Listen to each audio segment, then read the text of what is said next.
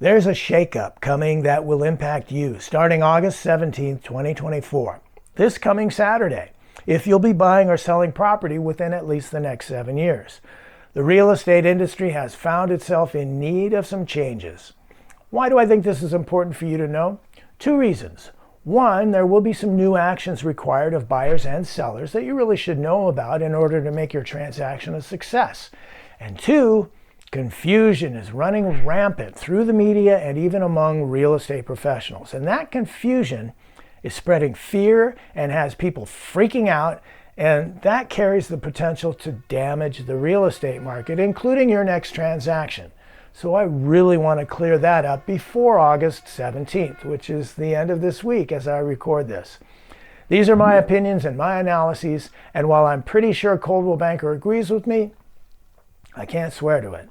In this video, I'll walk you through the situation as it is now. I'll cover the changes we can expect starting this weekend and how those changes will affect you. And I'll give you some suggestions on what you might want to do to see maximum success in this new real estate environment we're about to find ourselves in. Things are changing on an almost daily basis, but so far, here's my take on it. Starting with a quick history. What happened? Last year, 2023, in Missouri, property sellers accused realtors of price fixing on commissions, which led to a nationwide class action lawsuit. Now, I can't specifically speak to what happens in Missouri because real estate laws vary by state.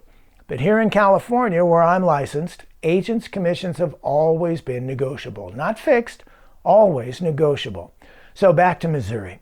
The major brokerages and NAR, the National Association of Realtors, denied any wrongdoing in court. But even so, the Missouri lawsuits prompted a settlement of payouts and new rules for realtors. And those new rules will impact not only realtors, but also you, especially if you're a buyer, but also to a lesser degree if you're a seller. All right, so what's the problem? According to the lawsuits, the problem is that the format of a typical real estate transaction almost invites agents who would collude or conspire with each other to do so, to fix commissions, which is illegal. The reason it invites collusion is that there just doesn't seem to be enough of a couple of things. There's not enough transparency around the private communications agents are having with each other, and there's not enough clarity around the exchange of services for payment between client and agent, at least on the buyer side. So again, this time with visuals. The problem is too wide open a window of opportunity for collusion on price fixing based on 2 things. A shortage of transparency between agents. Hey, what are they talking about in the back room? And 2, a shortage of clarity between the buyer and the buyer's agent about what they agree to do for each other and at what price. So these right here are the 2 parts of this one problem. So let's talk about the changes/solutions coming on August 17th that I think you should know about. The first one is a response to the need for more transparency, designed to bring the agents out of the back room, so to speak, and into the light. Here's what I mean. There's this nationwide network of members-only websites. We call it the MLS, the Multiple Listing Service. It's open only to licensed real estate professionals, and on the MLS, we agents typically display what we will share with each other when 2 of us are involved in the same transaction. That's called commission sharing. Now, commission sharing is just fine. The MLS is just fine too. But using the MLS, that members-only website, to talk about commission sharing was deemed to look too much like, well, having secret meetings behind closed doors, which is another way of saying it's just not transparent enough. So the solution, or the coming change, is to go ahead, keep sharing commissions, that's fine, just don't do it behind closed doors. Get the communication about commission sharing off the MLS and talk about it somewhere else, anywhere else, out in the open. Okay, so that's the solution to part 1 of the problem. Increase the transparency around the private conversations between agents by getting commission sharing conversations off the MLS. Let's move to part 2 of the problem. We also have to increase clarity on the buyer side between the agent and the buyer. So how do we do that? Well, a good way to increase the clarity of any oral agreement is to write it down. The seller and the seller's agent do this, and they come up with a written agreement early on.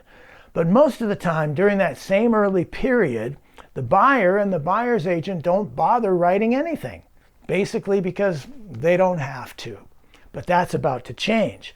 Moving forward, the buyer's side of the transaction will essentially be made to mirror the seller's side, in that the buyer and the buyer's agent will be required to have a written agreement with each other very early on.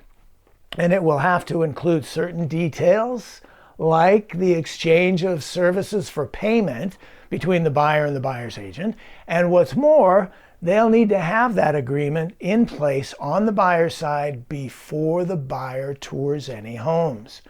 That should add clarity early on in the relationship between the buyer and the buyer's agent. So, more clarity through a written agreement on the buyer's side with stipulations. Stipulation 1, the agreement has to highlight the exchange of services for payment. And stipulation number 2, the agreement has to be in place before the buyer tours any homes. And there's a third stipulation, and it's the one, in fact, let's jettison the other two. This is the one that just might detonate the real estate market if it's not handled properly. So I'm going to be real careful with this one. And it's the thing that's causing all the confusion and fear and worry. And it's driving some people to the brink of insanity. And I'm going to try to nip it in the bud before it harms you. You ready? In that newly required written agreement between the buyer and the buyer's agent, the buyer will take responsibility for making sure the buyer's agent gets paid the amount they delineated in their written agreement. I'm just going to let that sit there a minute, but rest assured I will come back. So there it is, the history, the problem, the coming changes, meant to be solutions, and now the part that matters most, what this all means for you as a buyer or a seller. Not enough transparency around the agent-to-agent relationship? Well then, get commission sharing off the MLS. Now, I understand that sounds like gobbledygook. It's easy for me to say, but what does it really mean for you? Well, what used to be private conversations between agents about commission sharing are now going to be transformed into public conversations, which means you as a buyer or a seller will almost certainly be involved in some kind of a commission sharing conversation during the negotiation phase of your transaction. And this is a new thing. Don't worry, your agent, as your expert team member, should be up to date on this and should keep you well informed throughout the process so you can make the best decisions given your specific situation. So the solution to add transparency will have you involved in commission sharing discussions. Now, what about the solutions that are meant to add clarity between the buyer and the buyer's agent? This revolves around a written agreement, mandatory, with some stipulations. We've covered it. The first two stipulations are simple and self-explanatory. 1, the written agreement has to include details about the exchange of services for payment. That's easy. And 2, the written agreement has to be in place before the buyer tours any homes. Pretty clear, pretty simple. And there's a third stipulation, not so simple or self-explanatory. I'll get to that in just a second. But what does this written agreement mean for you if you're a buyer? Well, a lot more paperwork for one thing. You'll be asked as a buyer to make a contractual commitment to working with a particular agent. Now, one feature of this contract is that it has a time limit. Your commitment could be as long as 3 months or as short as a single showing of one house.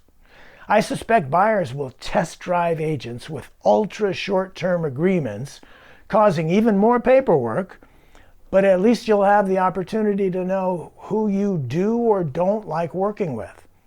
Okay, stipulation number 3. I said I'd come back to this, and here we are. The buyer will take responsibility for making sure the buyer's agent gets paid the amount they delineated in their written agreement. What does this mean for you? In fact, what does it really mean at all? I'm going to start with what it doesn't mean. It doesn't mean the buyer must necessarily pay the buyer's agent directly out of pocket. That's always an option, but the buyer has other options as well. Here's what it does mean. The buyer will make sure the buyer's agent gets compensated by one of the following 4 methods. By the way, keep in mind that there's always an escrow company managing all these payments. I'm leaving that out for the sake of simplicity and time. So here are the 4 optional methods of payment for which the buyer is responsible. 1, direct payment by the buyer, which I just mentioned.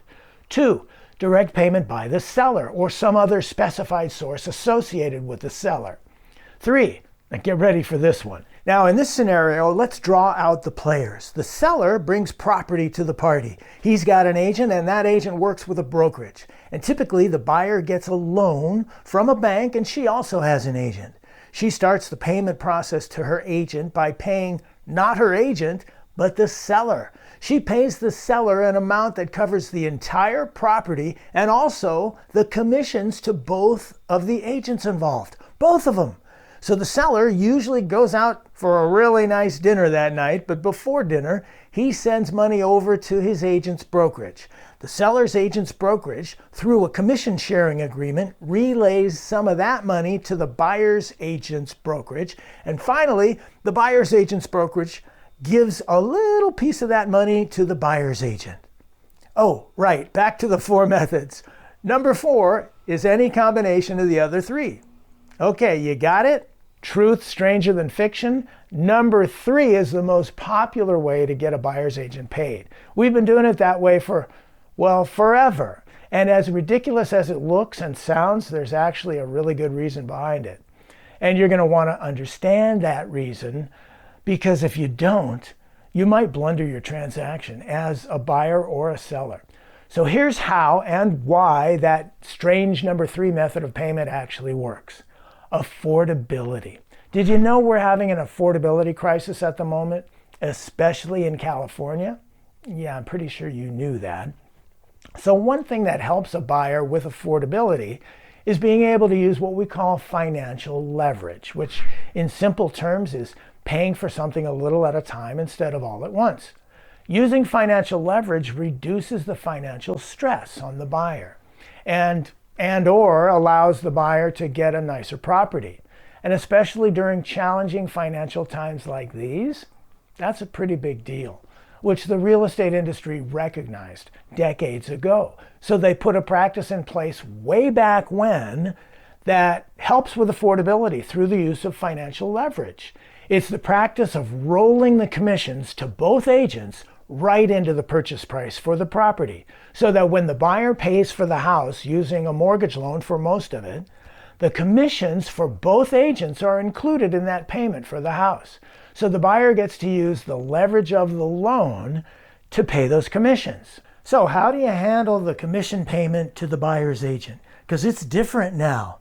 Sure, the buyer brings that commission money into the transaction, but what happens to it from that point is largely dependent on the negotiating skills of you and your agent. This didn't used to be a thing because commissions were baked into the purchase price and neither buyers nor sellers ever had to even think about it. But now you will have to, and you can use the buyer's agent's commission and even the seller's agent's commission as separate negotiating items. It's a new thing and nobody's used to it yet, but that will change. And at this point, I can hear a few people saying, hey, hold on. I thought it was the seller who pays the agent's commissions. And okay, the seller does make that payment, but with money the seller just received from the buyer earlier the same day intended for those agents. In reality, it's the buyer who indirectly pays the agents now and in the future.